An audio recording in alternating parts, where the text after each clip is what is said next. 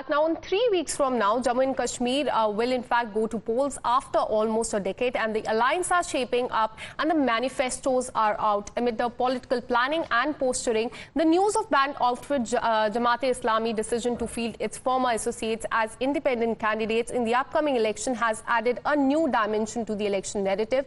The group that was first declared unlawful in the year 2019 for supporting activities that undermine India's integrity is now trying to make a political comeback in these polls, and the backing, in fact, this is a controversial group, and they have taken the decision to in fact field the independent candidates, and this has been backed by both Omar Abdullah as well as Mehbooba Mufti. Listen in.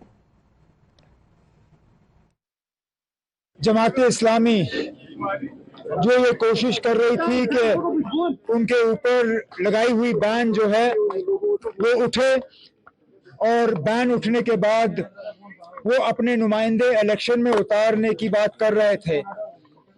बदकिस्मती से election bugle बजने से पहले उनके ऊपर लगाई हुई ban उठी नहीं। आज अखबारों के जरिए ये खबर आई है कि शायद वो अब इंडिपेंडेंट जो है कैंडिडेट्स उठाएंगे। बिस्मिल्लाह, हम तो चाहते थे कि वो अपने सिंबल पे कैंडिडेट उठाएं, अपने पार्टी जमात इस्लामी के नाम पे कैंडिडेट उठाएं, लेकिन अगर वो मुमकिन नहीं हुआ तो चलिए आज वो आज़ाद उम्मीदवार ही सही आए मैदान में, अपना मंशूर लेके, अपने इरादे लेके, अपने वादे लेके, और फिर लोगों तक है वो किसको वोट देना पसंद करेंगे।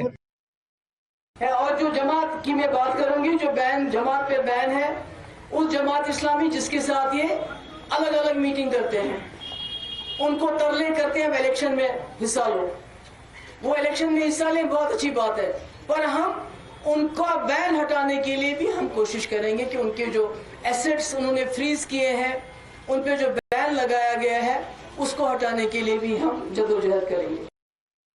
That interesting reaction coming from PDP chief Mehbooba Mufti as well as Omar Abdullah, and she in fact indicated that Modi government held talks with Jamaat-e-Islami but did not revoke its ban. Jamaat-e-Islami was once closely associated with Hizbul Mujahideen. It's the mentor, in fact, outfit of late Hurriyat Haq and pro-Pak separatist Syed Ali Shah Gilani. Now, earlier in July, there was source-based information doing the rounds about Jamaat-e leadership holding multiple rounds of talks with the government over revoking the UAPA ban. Now, this controversial outfit, which in fact spearheaded the terrorism in the valley, has not contested any election since the year 1987, and the decision to field independent comes after a UAPA tribunal upheld the government's ban on the organization. And when the government banned the Jamaat-e-Islami in 2019 under the stringent UAPA Act, it had said that the group was involved in separatist activities and it supports militant and their ideology. But also let me take you through an old tweet of Home Minister Amit Shah from February 2024 when he announced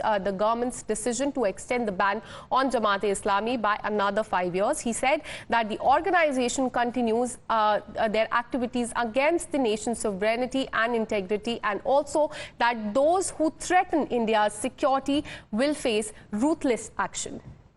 Now, interestingly, the BJP, which declared Jamaat-e-Islami unlawful, says that under the Prime Minister Narendra Modi leadership, even those who once called for boycott of the polls want to now join the electoral process, and it's this fact that is rattling Omar Abdullah, and then there are leaders of BJP in Jammu and Kashmir who are of the view that the radical groups like Jamaat-e-Islami should not be allowed to contest the elections.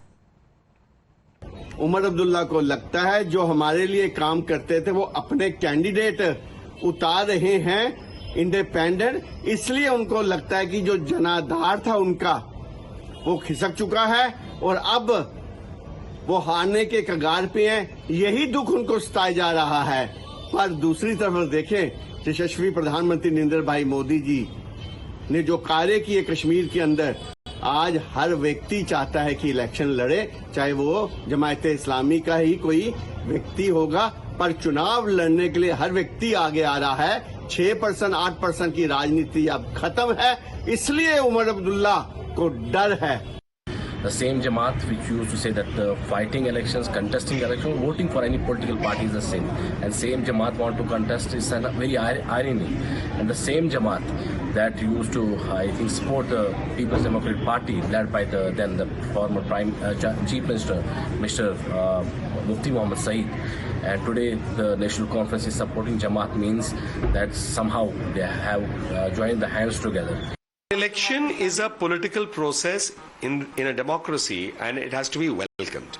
If people are willing to move away from the path of radical thoughts, want to mainstream themselves into the political process, represent people so that their constitutional objectives are met, everything is done in a legal, correct manner as per the constitutional mandate, that is to be welcomed. However, if someone is hoping to use the electoral process for any subversive activity, or to threaten the constitution indirectly, or to create schisms in the peaceful existence of society, etc., then those obviously law and order steps in, irrespective of the fact whether someone is in the political process or not. Well, my colleague Yavar joins us live on the broadcast. Yavar, despite the ban, Jamaat-e-Islami now plans a comeback through a proxy candidate. Give us more details. Well, exactly. After the Tribunal Court upheld the MHL decision, now the Jamaat-e-Islami is fielding their candidates, 7 candidates in the 7 constituencies of the South Kashmir. Sources privy to the development said that several rounds of talks had happened with the government. However, in last Friday, the UAPA upheld the order of MHA, and eventually it has now gave a new game-changing look to the Kashmir politics, because after 35 years, the Jamaat is returning to the elections.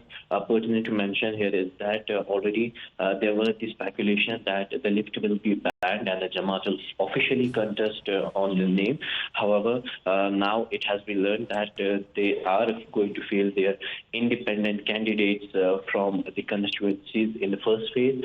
So this will be a new, dawn in the Kashmir. As you know, last election the Jamaat has fought. It was in 1987, and since then they hadn't fought any election. But yes, after the abrogation of Article 370 in the Lok Sabha polls earlier this year, the Jamaat first time has voted in favor of the candidates in the Lok Sabha polls, and this has eventually paved way for them to fight the elections once again in the Union Territory. But yes, this time they will fight as an independent, because there has been no relaxation from the Tribunal Court for their revocation.